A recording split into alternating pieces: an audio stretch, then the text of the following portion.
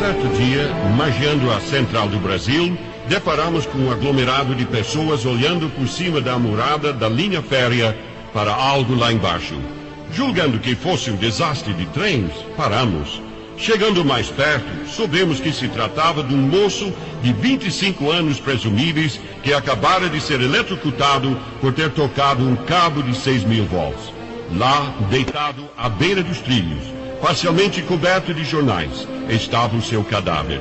Vi que a perna e o braço haviam sido literalmente torrados pela corrente elétrica. Indagando entre os espectadores da triste cena, verifiquei que o jovem infeliz perdera a vida numa tentativa de apanhar um papagaio de papel, ou pipa, como dizem aqui, que estava embaraçado num fio de alta tensão. Ele subira a estrutura metálica que sustenta uma série de cabos, tentando transpor 3 desses para poder chegar ao papagaio. Seu próprio pai o avisara que não se aventurasse em tal loucura, de arriscar a vida por causa de nada, ainda mais que o vento soprava bem forte nessa tarde. Mas ele tentou a si mesmo. Contudo, antes de chegar ao papagaio, ele tocou em um dos fios e instantaneamente transformou-se em tocha humana e perdeu a vida. O cadáver caiu ao leito da ferrovia, uma distância de 10 metros. O que deixou a todos nós consternados foi ver um homem tão imprudente pôr a vida em perigo para apanhar um insignificante papagaio de papel. Se fosse um menino, poderíamos desculpá-lo, mas um homem, e bem avisado, essa não. O incidente pôs-me a pensar no valor incalculável da alma humana. Lembrei-me do versículo que Jesus pronunciou em Marcos 8,36.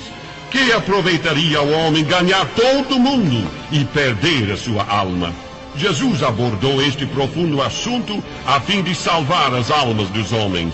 Nessa ocasião, Jesus interrogava seus discípulos sobre a opinião deles a seu respeito. Foi então que Pedro exclamou em suas famosas palavras: Tu és o Cristo, o Filho de Deus vivo. Servindo-se dessa declaração básica, Jesus passou a ensinar-lhes que a salvação da alma depende da morte de Cristo.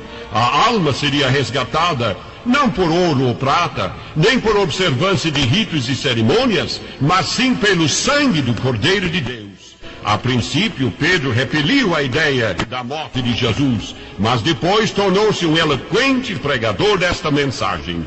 Na mesma ocasião, Jesus disse: qualquer que quiser salvar a sua vida, isto é, viver de acordo com a carne e o mundo, perdê-la-á. Mas qualquer que perder a sua vida, isto é, entregar a sua alma nas mãos do Senhor e aceitar a redenção efetuada no Calvário, por amor de mim e do Evangelho, esse a salvará. As palavras "por amor de mim" indicam que a salvação da alma depende exclusivamente da nossa relação pessoal com Cristo. Não há outro Salvador. É muito importante notar também que é o homem que decide o seu próprio destino, por aceitar ou rejeitar a oferta de Cristo. Jesus disse: qualquer que quiser salvar a sua vida. O homem possui o livre-arbítrio, o direito inviolável que lhe faculta a opção de servir a Deus ou servir a Satanás. Jesus convida: vinde a mim. Quem aceita o convite, o faz com fé e humildade. O caminho da cruz não agrada à grande maioria dos homens, pois não querem perder o que chamam de vida e dão as costas a Cristo, seguindo o mundo. Como fica patente que só existem então 2 caminhos, 2 senhores a seguir e só 2 destinos na eternidade. Entre as 2 alternativas, todo homem terá que escolher uma. Mesmo o desinteresse pelo assunto e a neutralidade fingida que Pilatos evidenciou já constituem tacitamente a escolha do caminho da ruína eterna. Claro que Satanás tenta todos os homens, procurando por todos os meios destruí-los. Como no caso do moço eletrocutado, Satanás arranja seus papagaios coloridos que atraem os incautos. A Eva, a nossa primeira mãe, ele apresentou um bocado do fruto da árvore do conhecimento do bem e do mal.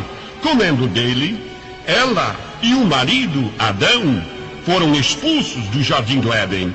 Jesus contou a história do rico fazendeiro insensato que tentou arrebatar o papagaio de riquezas materiais. Os celeiros transbordavam do fruto da terra, mas o coração dele era muito pobre, e nessa mesma noite o homem morreu. Outro papagaio que já destruiu muitos reis é a cobiça do poder. Pilatos tentou desembaraçar esse papagaio e foi fulminado, morrendo como suicida, segundo as lendas. Herodes o Grande quis ser o rei dos judeus e mandou matar os inocentes numa tentativa de eliminar o recém-nascido Messias. Acabou entrando na história como um dos mais inglórios dos déspotas. Um outro rei, Herodes, teve a coragem de aceitar as honras pertencentes só a Deus e morreu comido de bichos. Atos capítulo 12, versículos 21 a 23. Belsazar, o ímpio e blasfemo jovem rei babilônico, também desejou muito apanhar o papagaio da glória do mundo, mas na noite do banquete foi morto.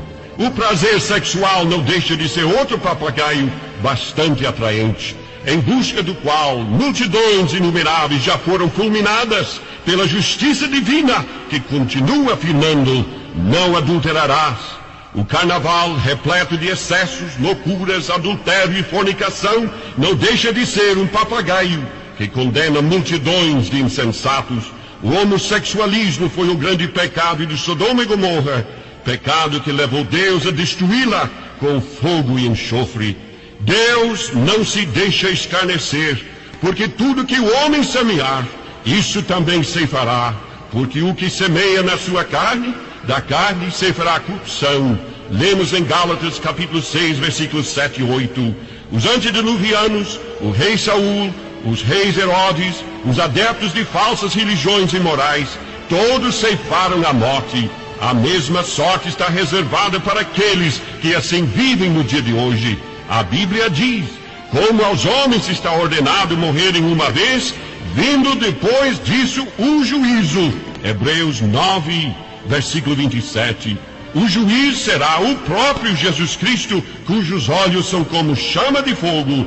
Felizmente, esse mesmo Jesus já preparou um meio de escaparmos ao juízo.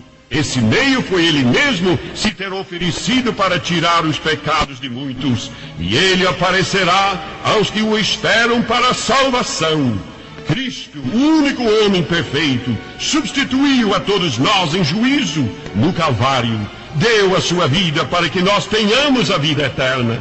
Convido ao ouvinte a aceitar neste instante a Cristo por teu Salvador eterno. Confessa a Ele as tuas faltas e Ele te perdoará.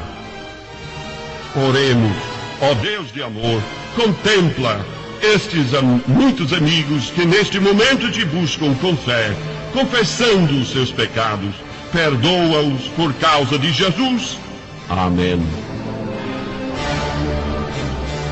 Deixe o seu like e não se esqueça de se inscrever no nosso canal. Que Deus os abençoe.